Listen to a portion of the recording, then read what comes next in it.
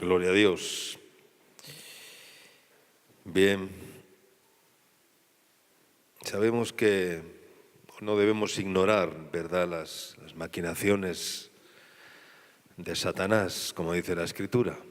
Decía el apóstol Pablo, dice que no ignorando sus maquinaciones. ¿Por qué? Porque el enemigo no cesa de maquinar y quiere destruir, quiere estorbar, quiere oponerse constantemente, ¿no? Y por supuesto que el diablo pues mete sus sucias manos en la familia, en la obra de Dios, en la iglesia, en los hijos, en los padres, en los matrimonios, en las familias, ¿no? Para destruir, para provocar desórdenes, para provocar conflictos y caos familiar, para de esta manera quebrantar y romper la unidad, la perfecta unidad que Cristo vino a traer en el Padre, en el Hijo y en el Espíritu Santo. Amén. Dice el Salmo 127 y versículo 3, dice: He aquí, herencia de Yahvé son los hijos, cosa de estima el fruto del vientre. Amén. Herencia, dice, herencia del Señor son los hijos. ¿Cuánto dicen amén? Una herencia es algo que tú y yo o alguien recibe como un derecho, ¿verdad? Como una dádiva, ¿no? Como algo que es otorgado por ser hijo, por ser receptor de un beneficio, ¿verdad? Y aquí la Biblia nos dice que los hijos son herencia del Señor. ¿Cuánto dicen amén? ¿Verdad? Son un regalo, son una heredad que Dios nos ha concedido.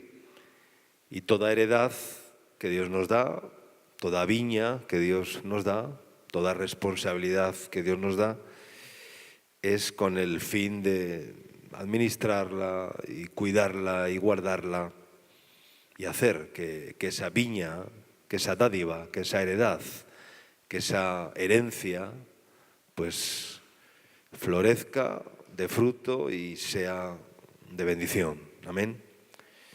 Hubo un rey en la Biblia que recibió una heredad de sus padres, una viña, era una viña. Este rey se llamaba Nabot. Y este rey dice que heredó aquel campo, aquella viña, porque su padre se la había concedido.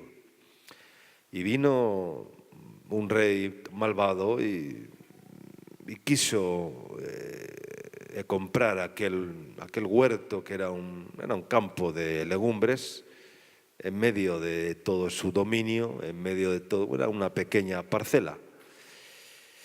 Y entonces este rey, Acaz, creo que se acercó a aquel hombre llamado Nabot y le dijo: véndeme tu viña y yo te daré tanto, ¿no? Porque estaba en medio de su dominio y lo quería echar de allí para apropiarse de todo su imperio, ¿no? y de todo su esplendor, ¿no? Aquel rey malvado. Y este hombre, Nabot, se negó, ¿no? Y le dijo al rey: jamás te daré la viña que tú me estás pidiendo, porque es la heredad de mi padre, de mis padres, ¿no? Entonces, primeramente le ofreció dinero y no quiso. Después le dijo el rey: dame esa viña y yo te daré otra viña mejor. Le ofreció, pues yo me imagino, una parcela mucho mayor de terreno, ¿verdad?, donde aquel hombre podía haber construido o haber desarrollado sus proyectos. ¿Quién no cambia un terrenito por un gran terreno, ¿verdad? Que tiene mucho más valor, ¿verdad? Pues a ojos cerrados. Pero aquel hombre llamado Nabot le dijo al rey: no, no quiero otra viña, porque esta es la viña de mis padres. Amén. Y aunque tú me des otra viña mejor, no, jamás te daré la heredad de mis padres. Amén. Porque valoraba lo que había recibido, aquella dádiva, y la quería guardar a toda costa, y no quería entregarla en manos de aquel rey ambicioso, de aquel rey codicioso, de aquel rey malvado que pensaba que podía comprar con dinero o con plebendas, ¿verdad?, aquel hombre, pero aquel hombre era un hombre incorruptible, amén, que no estaba en venta. Hay pocos hombres que hoy en día son incorruptibles, que no se venden por nada ni por nadie. Y esa es una virtud tremenda, muy difícil de alcanzar. Hay muchos siervos de Dios, incluso, que no consiguen vencer esa tentación, ¿verdad?, de ser incorruptibles. No estoy en venta, amén. No me compro ni me vendo, amén. Y eso es una virtud de integridad que debemos de buscar, que yo quiero buscar y anhelo cada día y trato de ser de esta manera. Mateo capítulo 24, versículo 43, dice así: pero sabed esto, así como enfáticamente dice, pero sabed esto. ¿Qué es lo que debemos de saber? Dice que si el padre de familia supiese a qué hora el ladrón habría de venir, velaría y no dejaría minar su casa. Amén. ¿Qué debemos de saber? Dice, pero sabed esto, que si el padre de familia supiese a qué hora habría de venir el ladrón, dice que velaría, estaría alerta, despierto, velando, y no dejaría minar su casa. Si supiéramos cuando el enemigo quiere tomar ventaja, está diciendo acá, y vemos que el enemigo se adelanta muchas veces. Yo veo circunstancias, asuntos, en hermanos, en hermanas, en personas, en gente, en los cuales veo como el enemigo va por delante en sus vidas, se adelanta, les pasa de largo y toma ventaja, porque cuando el enemigo se pone delante de ti, cuando el enemigo se adelanta, entonces toma ventaja y va por delante. Y si el enemigo va por delante, es un peligro, ¿verdad? Se adelanta en muchas ocasiones, incluso en generaciones atrás. Todos tenemos una herencia espiritual, familiar, todos nosotros. Cuando en Génesis dice la Biblia que la palabra dice que dejará el hombre a su padre y a su madre y se unirá a su mujer y ambos o los dos serán una sola carne, nos habla de dejar atrás el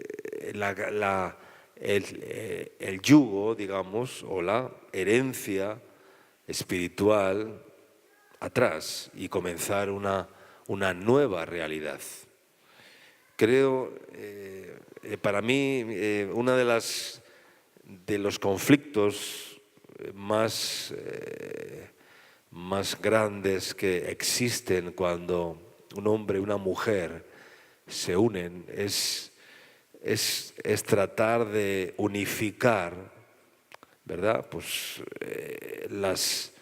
la herencia familiar que el hombre trae y que la mujer trae, porque vienen de diferentes generaciones y sabemos que hay una herencia generacional que pasa de generación en generación.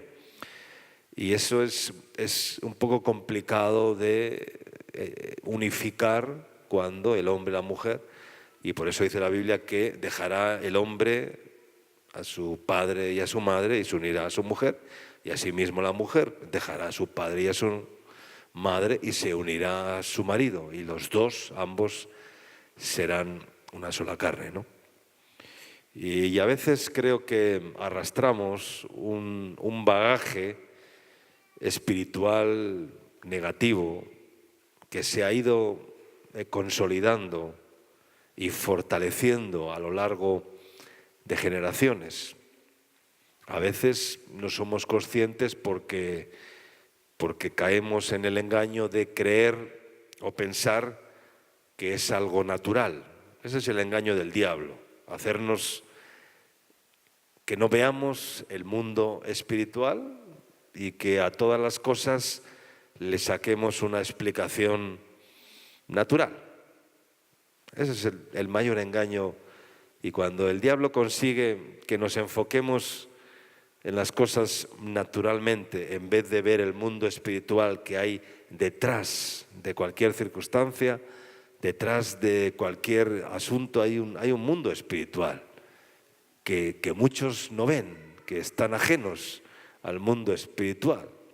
Pero hay que ver el mundo espiritual, detrás de toda circunstancia, y siempre achacamos las cosas naturalmente, ¿no? Y buscamos explicaciones naturales a las cosas que pasan, porque el que es natural pues busca una explicación natural, pero el que es espiritual busca un trasfondo espiritual y analiza las cosas espiritualmente y no naturalmente o sensualmente. Amén. Entonces caemos en el engaño de creer o pensar que es algo natural, pero traemos esa realidad espiritual de generaciones atrás. Y lo que ocurre cuando juntamos las realidades espirituales de un hombre y una mujer, cuando se juntan esas realidades de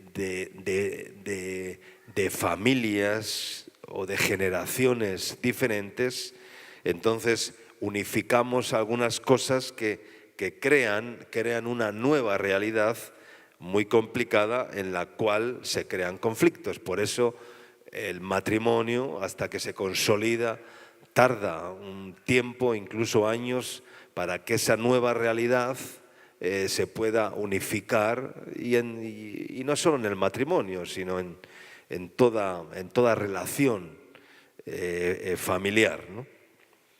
A veces las realidades espirituales de cada familia pues, son complicadas, ¿no? Algunos arrastran vicios y hábitos que han adquirido como herencia familiar y son generacionales. Y es una realidad espiritual que vamos trasladando de padres a hijos, porque todo se hereda. ¿Cuánto dicen amén? Lo bueno y también lo malo. Y de generación en generación. En Levítico y en la ley que Dios dio a Moisés, como está escrito en Éxodo capítulo 20, dice que el Señor visita la maldad, dice, de los padres sobre los hijos hasta la tercera y cuarta generación. Hasta la tercera y cuarta generación. Habla de 4 generaciones. Es decir, hijo, padre, abuelo, bisabuelo, luego viene el tatarabuelo y no sé cuántas cosas más. Pero habla de cuatro generaciones. Y esa herencia va pasando de padres a hijos. Y todo, dice la Biblia también, que todo se reproduce según, o es un concepto natural, ¿no? Pero no según su género y según su especie, ¿no?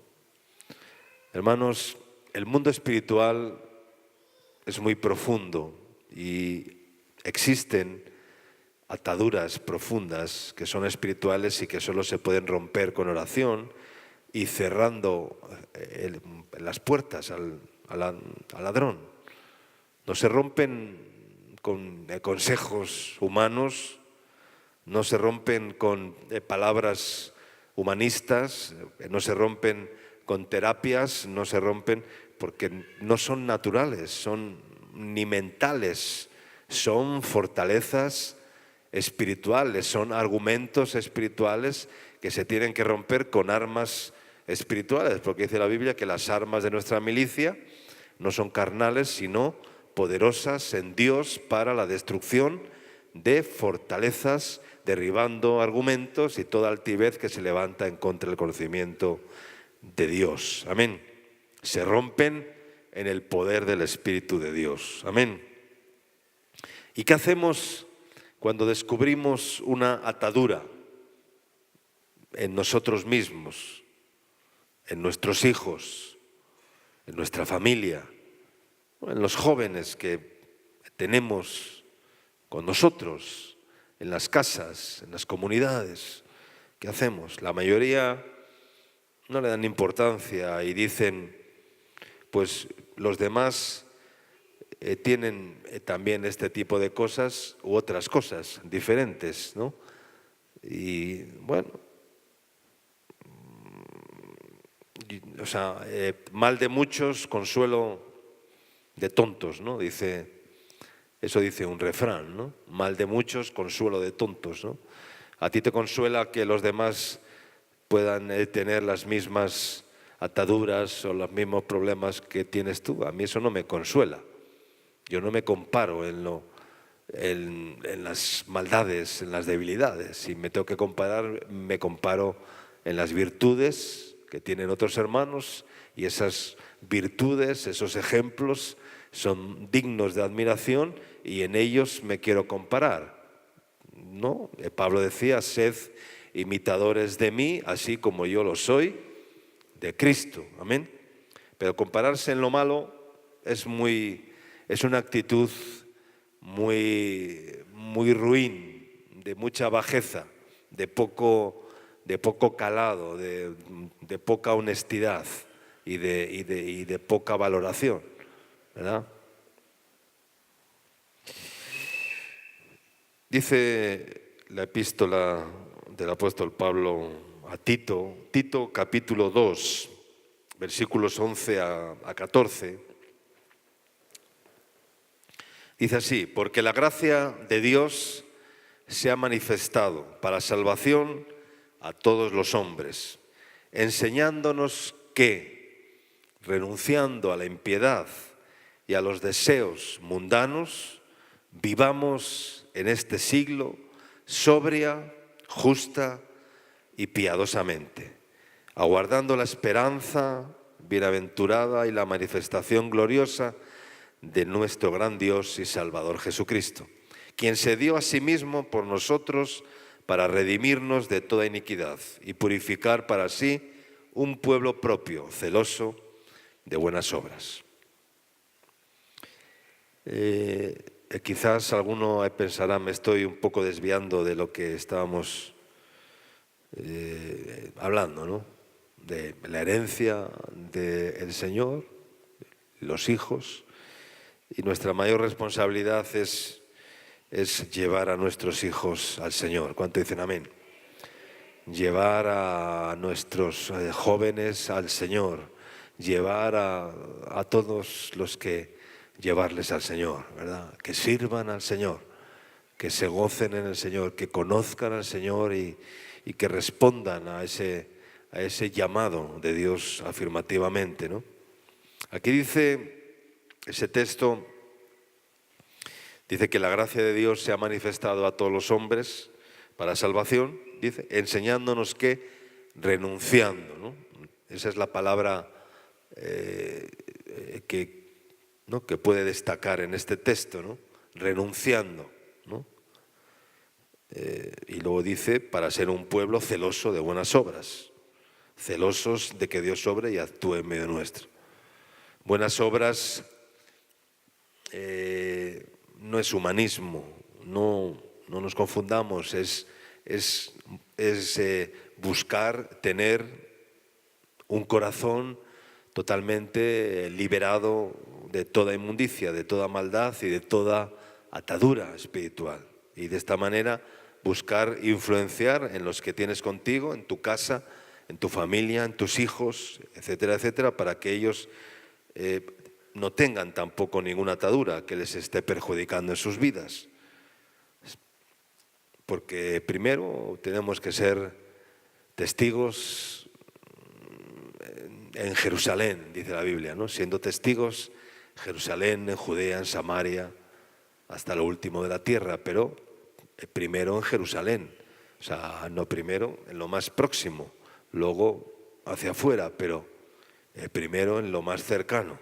Ahí es donde tenemos que ser testigos, ahí es donde tenemos que influenciar, ahí es donde tenemos que aportar espiritualmente y tener un peso espiritual, no solamente un peso carnal, natural, anímico, humano, sino un peso espiritual. Amén. Dice el verso 14, dice, quien se dio a sí mismo por nosotros para redimirnos de toda iniquidad y purificar para sí un pueblo propio y celoso de buenas obras. Cuando habla de purificar, el apóstol Pablo, que venía de un contexto judío, hebreo, pues seguramente estaría pensando en el rito de la purificación o del lavamiento, que era un rito judío que tenían que hacer antes de ciertas actividades, como eran comer u otras, ¿no? Se tenían que, cuando entraban al templo, se tenían que purificar y lavar sus manos, sus vestiduras y entrar purificados para ofrecer el culto y rendir el sacrificio delante del Señor como sacerdotes, como sacrificadores, ¿no? Pero purificarnos, ¿qué es para ti purificar o purificarte? ¿Qué es para ti la purificación, ¿no? Yo creo que es romper con las raíces que nos atan a un mundo que está totalmente contaminado y lleno de ataduras y lazos del diablo, ¿no? Dice que la gracia de Dios se ha manifestado a todos los hombres para salvación y para romper todas esas ataduras, ¿no? Pero dice, o hemos leído que renunciando, dice, a la impiedad y a los deseos mundanos.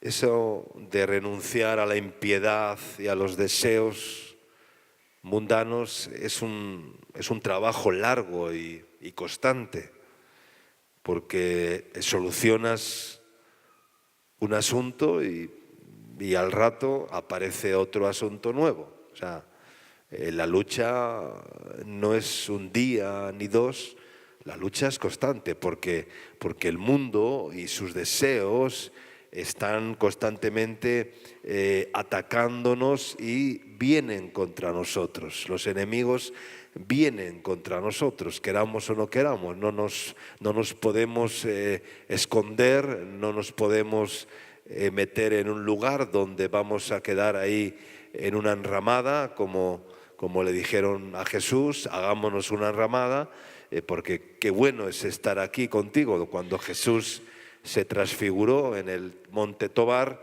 dice que los discípulos, Juan, le dijeron a Jesús, hagamos una enramada, ¿no? Qué bueno es que estemos aquí, ¿no? Qué bien, qué bueno es este lugar, cuando Jesús se transfiguró delante de ellos. Y quisieron, pero el Señor les dijo que no era posible. Y así es, ¿no? Estamos en el punto de mira. Estamos en el punto de mira, porque el mundo y sus deseos. ¿Qué es el mundo? Cuando Jesús dice, o cuando la palabra dice, el que ama el mundo, es el espíritu del mundo, es el espíritu que está en el mundo, que viene contra nosotros, que viene a atentar contra la santidad de Dios, que viene a atentar contra la pureza de Dios en nosotros, que viene a atentar contra los valores que hemos adquirido en el Señor, y el mundo y sus deseos y sus pasiones y sus pensamientos pues vienen y golpean constantemente contra la casa y vienen a minar la casa. Pero si el padre de esto de familia supiere a qué hora habría de venir el ladrón, dice que velaría y no dejaría minar su casa. Amén. Entonces nos habla de velar para que el enemigo no ponga minas. Una mina es algo que no se ve, ¿verdad? Pero pasas por encima y ¿qué pasa? Que la mina explota, no la ves, la pisas, la mina explota y causa un escarnio, ¿no? ¿Cuántos soldados y personas que han sido pues heridas en campos de minas, ¿verdad? Y han perdido una pierna, han perdido un brazo, han perdido una parte de su cuerpo, porque una mina les explotó debajo de sus pies, ¿verdad? Y el enemigo viene a poner minas, y esas minas están para explotar. Cuando las minas explotan, causan un daño irreparable. Pero si tú velas para que el enemigo no convierta tu casa en un campo de minas, pues tienes que velar para ello, para que el enemigo no consiga poner minas en tu casa. Y por eso dice la palabra que el padre no de familia es el responsable de velar para que el ladrón no venga y mine en la casa. Amén.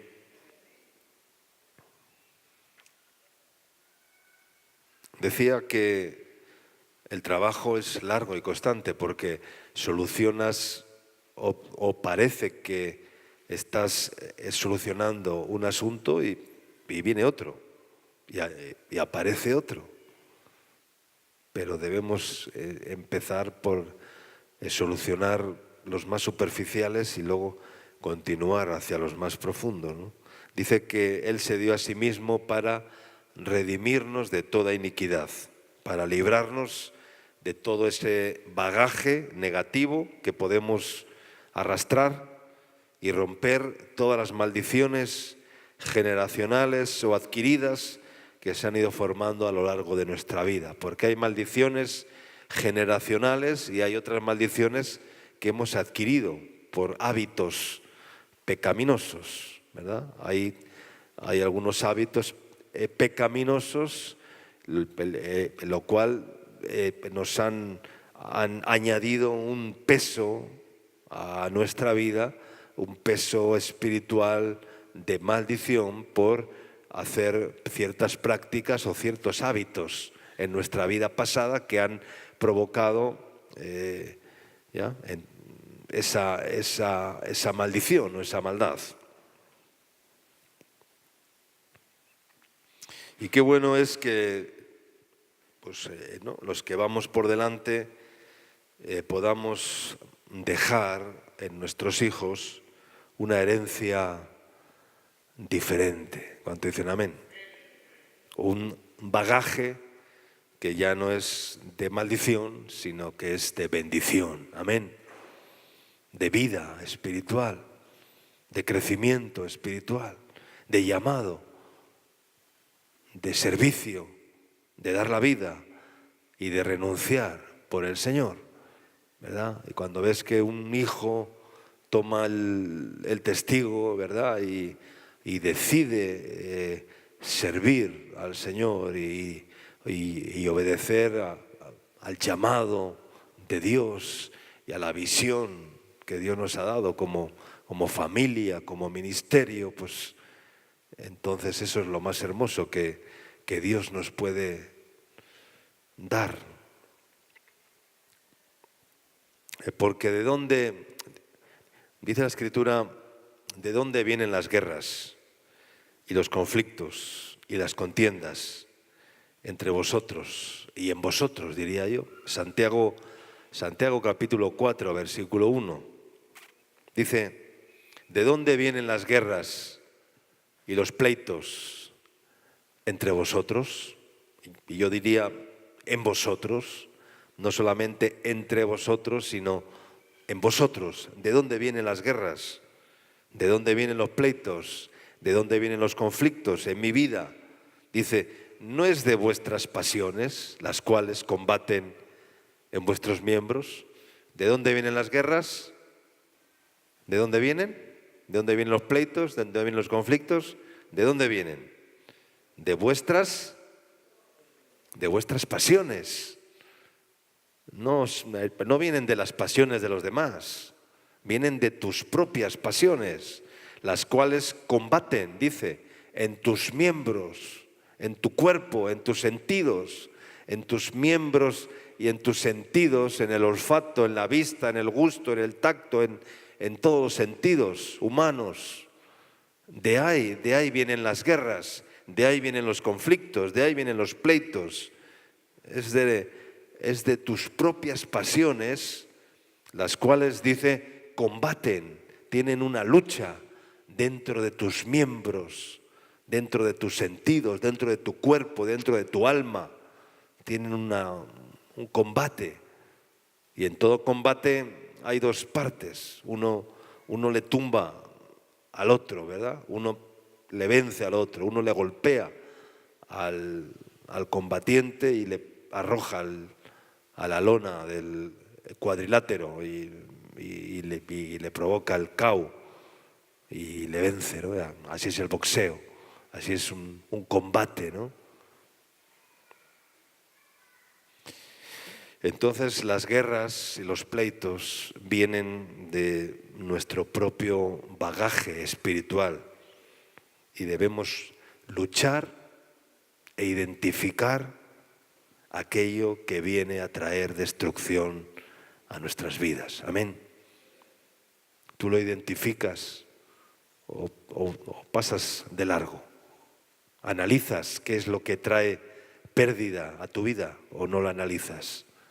De vez en cuando hay que pararnos y analizar qué es lo que está trayendo pérdida a mi vida, ¿verdad? Y desenmascararlo, sacarlo a la luz, porque la luz, las armas de la luz desenmascaran las armas de las tinieblas.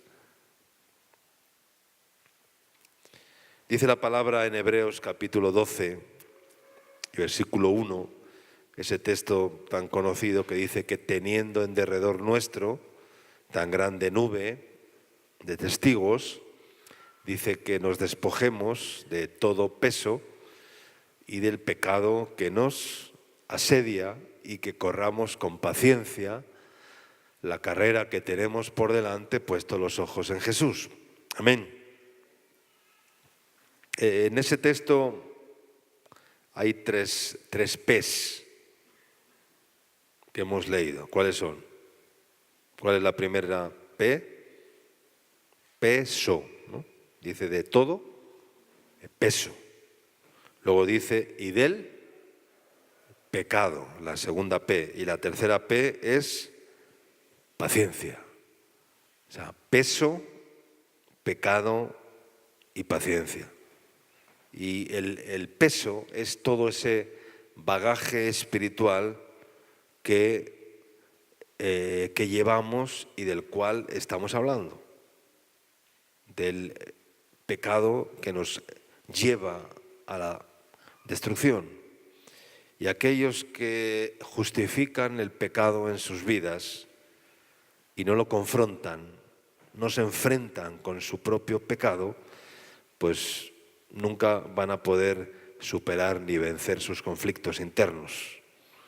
Y comienzan a justificarse diciendo es que soy débil, es que soy esto, es que soy aquello. Y no hay excusa, no hay justificación.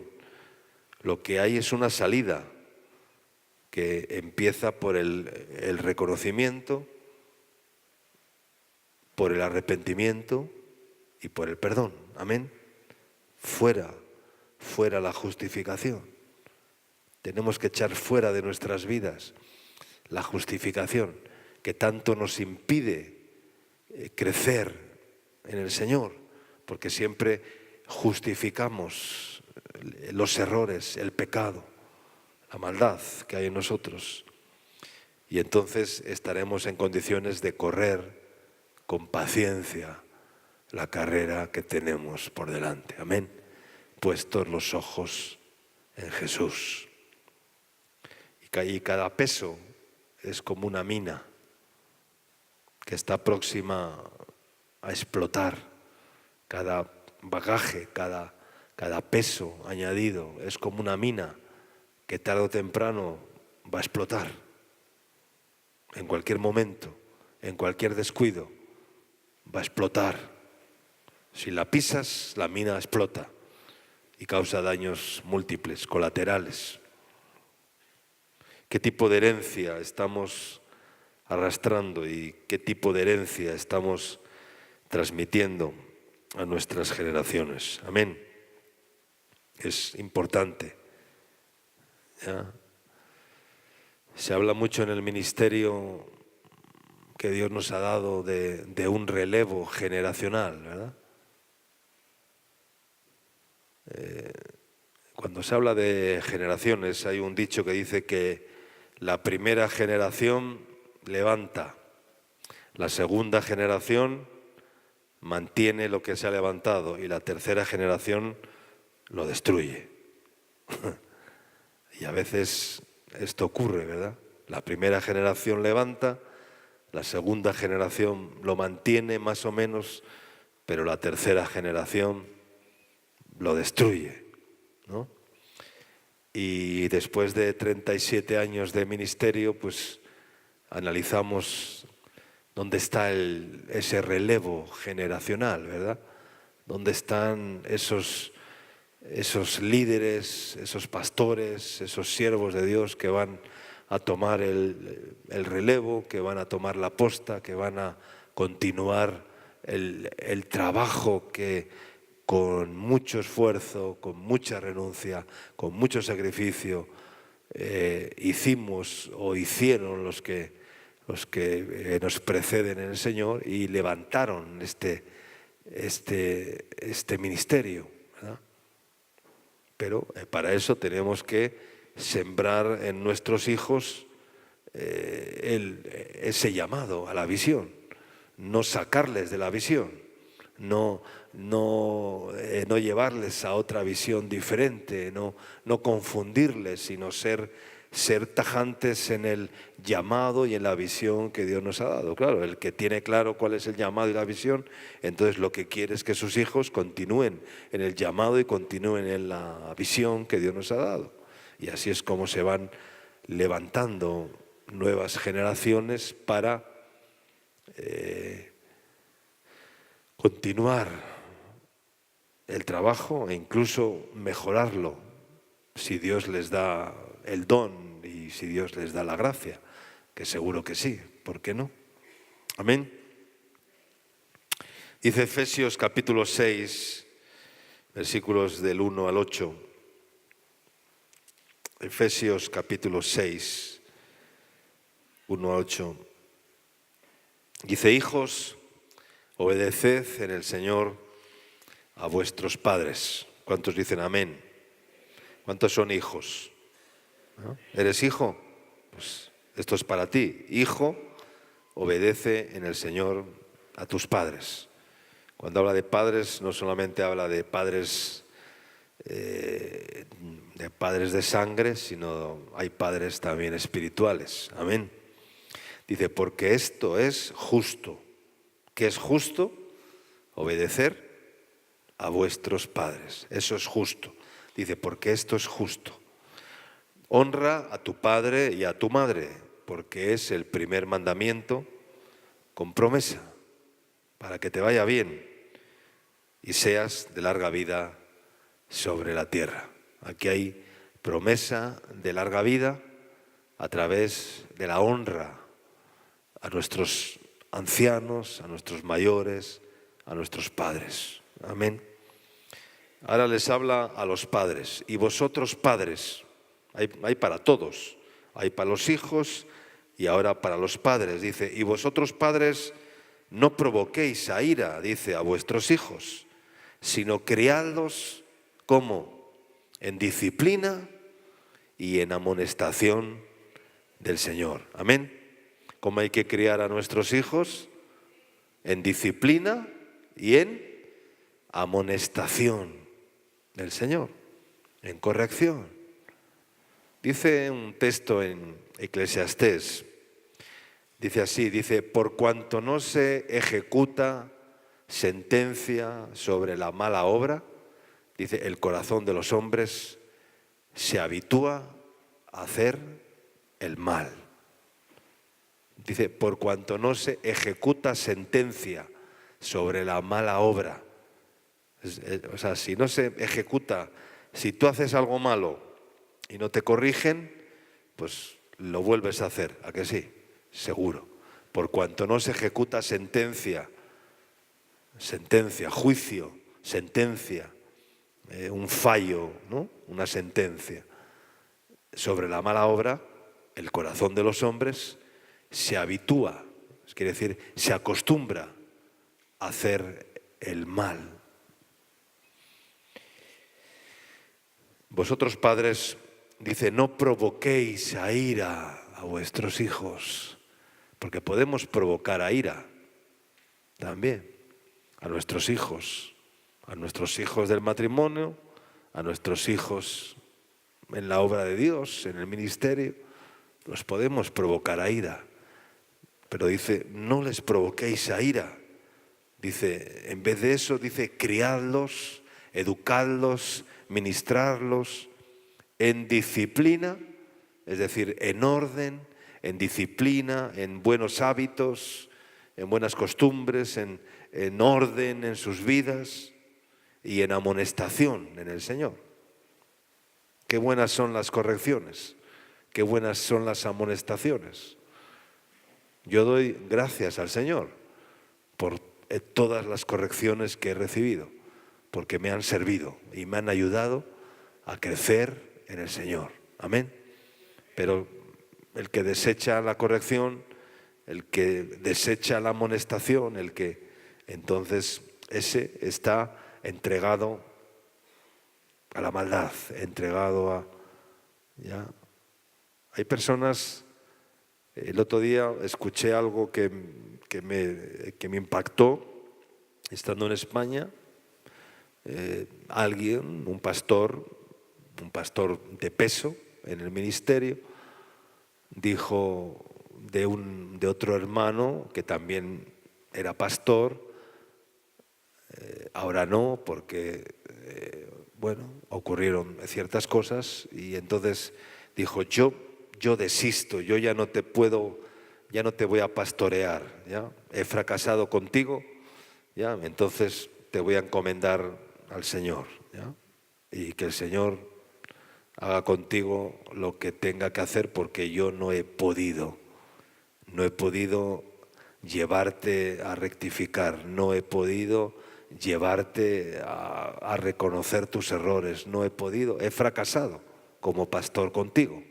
Entonces te encomiendo al Señor y que el Señor haga lo que yo no he podido hacer.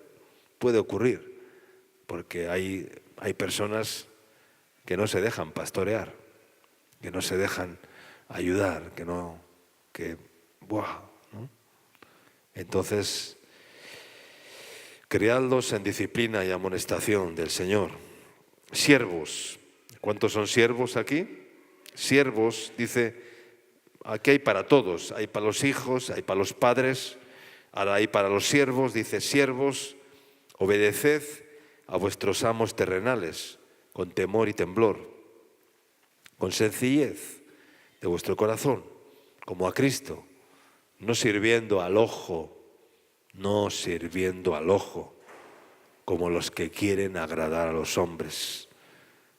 Porque lo de servir al ojo es algo que se detecta rápidamente, ¿no? Es muy fácil detectar ese servicio hipócrita, esa plebenda, esa forma de tratar de agradar al ojo. Y no estamos para agradar al ojo. No sirve de nada agradar al ojo, porque a quien hay que agradar es a Dios. ¿De qué te sirve agradar al ojo si luego dices: no, ya lo conseguí, ya me lo gané, ya me le llevé a mi terreno, pero a Dios te le vas a llevar a tu terreno? ¿No? Ni aun al hombre, porque eso se detecta rápidamente, esa hipocresía, esa levadura que brota constantemente en muchas vidas, es fácil de detectar, es muy fácil de detectar, ¿verdad? Un día dije: integridad es hacer lo correcto cuando nadie te ve, Y servir es cuando nadie te ve, cuando nadie te dice haz, tú haces, cuando nadie te dice haz esto, tú haces, cuando nadie te está viendo, tú estás ahí sirviendo en donde nadie te ve, en el anonimato.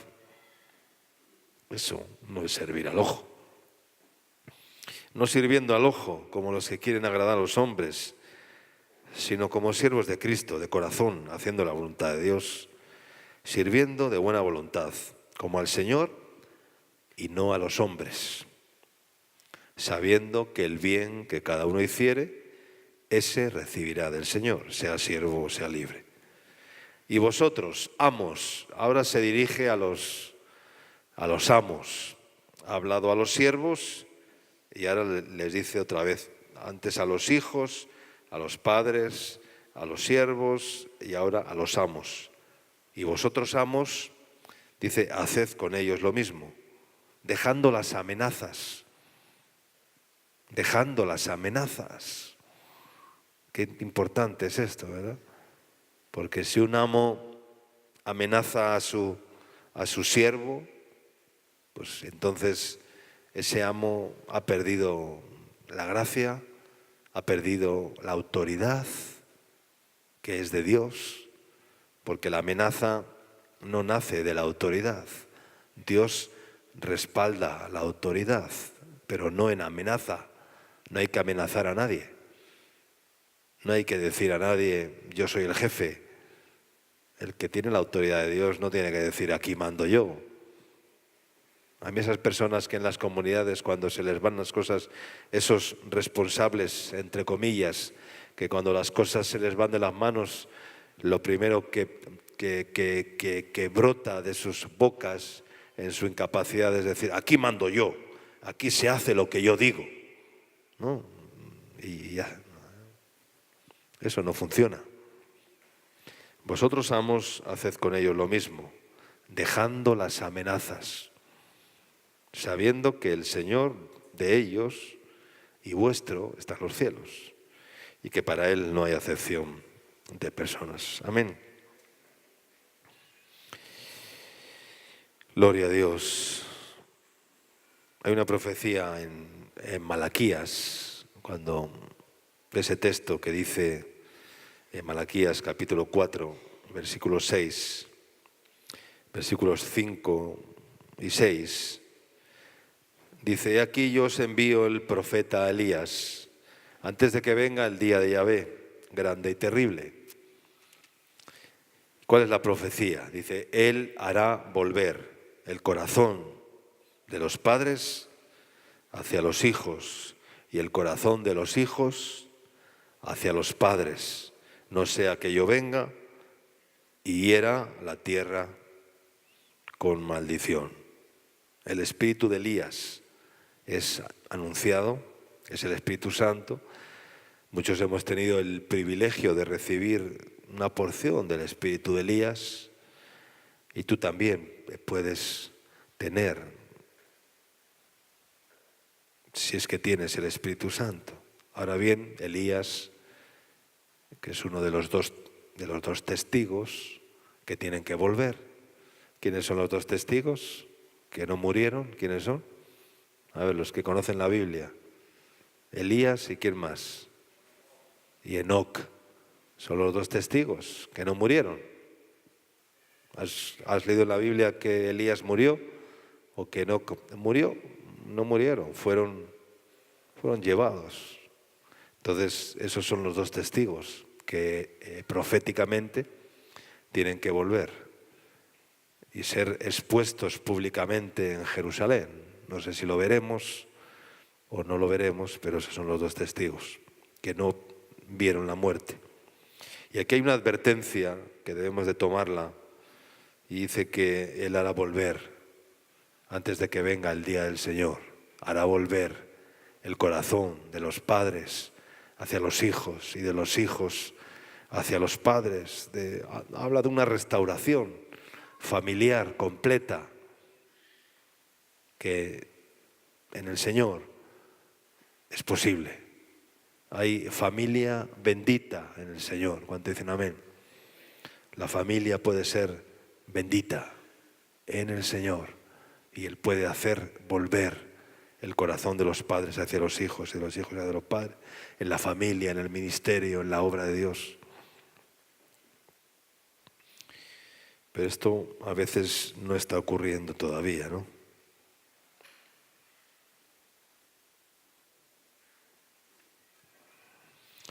Y del Salmo 128, versículos 1 al 4, para ir terminando. Dice: bienaventurado todo aquel que teme al Señor, que anda en sus caminos. Cuando comiere el trabajo de tus manos, bienaventurada serás y te irá bien. Tu mujer será como vid que lleva fruto a los lados de la casa. Tus hijos como plantas de olivo alrededor de tu mesa. He aquí que así será bendecido el hombre que teme al Señor. Amén. Tus hijos como plantas de olivo, dice, alrededor de tu mesa. Esto es hermoso. Quiero terminar con un texto tremendo, que lo lees y se te ponen pues los pelos de punta. Lamentaciones, capítulo 5. Vamos a leer este capítulo para terminar. Es una lamentación, por lo tanto es un gemido, es un dolor. El libro de Lamentaciones es un libro de dolor, es un libro de llanto, es un libro de gemido del profeta. A Jeremías le llamaban el profeta llorón, ¿verdad? Y este libro de Lamentaciones es una expresión de lloro, de lamento, por lo que estaba ocurriendo en su entorno. Y en el capítulo 5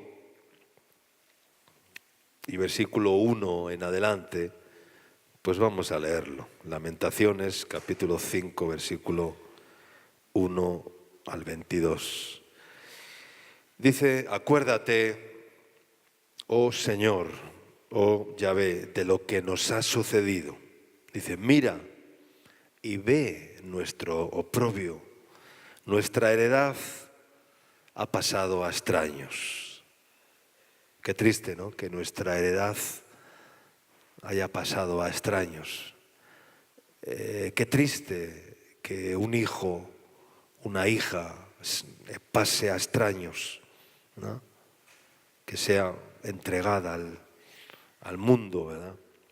Dice: nuestras casas a forasteros, huérfanos somos sin padre. Nuestras madres son como viudas Nuestra agua bebemos por dinero. Compramos nuestra leña por precio. Padecemos persecución sobre nosotros. Nos fatigamos y no hay para nosotros reposo. Al egipcio y al asirio extendimos la mano para saciarnos de pan. Nuestros padres pecaron y han muerto, y nosotros llevamos su castigo. Siervos se enseñorean de nosotros, no hubo quien nos librase de su mano. Con peligro de nuestras vidas traíamos nuestro pan ante la espada del desierto. Nuestra piel se ennegreció como un horno a causa del ardor del hombre. Violaron a las mujeres en Sión, a las vírgenes en las ciudades de Judá. A los príncipes colgaron de las manos, no respetaron el rostro de los viejos, de los ancianos. Llevaron a los jóvenes a moler el grano. Y los muchachos desfallecieron bajo el peso de la leña. Qué terrible, ¿verdad? Los ancianos no se ven más en la puerta. Los jóvenes dejaron sus canciones. Cesó el gozo de nuestro corazón. Nuestra danza se cambió en luto. Cayó la corona de nuestra cabeza. Ay ahora de nosotros, porque pecamos. Pero por esto fue entristecido nuestro corazón.